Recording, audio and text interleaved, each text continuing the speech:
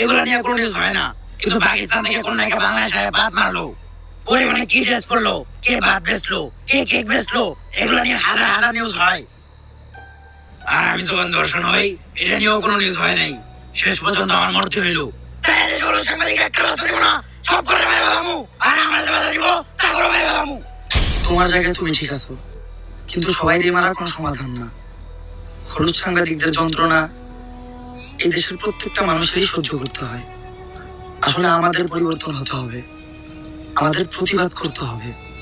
আমরাই পারি এই দেশ থেকে হলুদ সাংবাদিক নিরাময় করতে, কিন্তু আমি থাকতে তোমাকে আর একটাও জান নিতে দিব না। পারলে টাকা। ভাই এটা কি করলেন? এখন আমাকে কি হইব? আরে তুই চিন্তা করছ কে? ততক্ষণ পর্যন্ত এই মন চলতেছে, ততক্ষণ পর্যন্ত সঞ্জনা আমাকে কিছু করতে পারবো না। আচ্ছা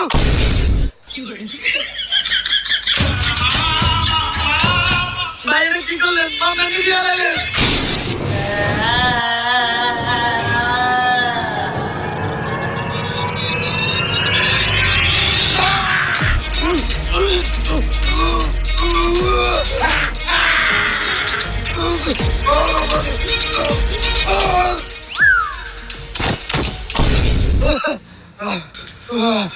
পুতুলটা ভরার লগে লগে সঞ্জনা পড়ে গেল, তার মানে কি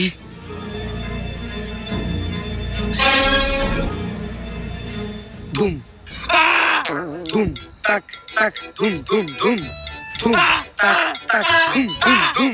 লাফড়িটা নিয়ে আয়। না না না, এটা করিস না। লেবুর ভিতরে ঢুকবি নাকি কইরা দেবো সুদিন কম? আমি এটা ঢুকতেছি, কিন্তু মনে রাখিস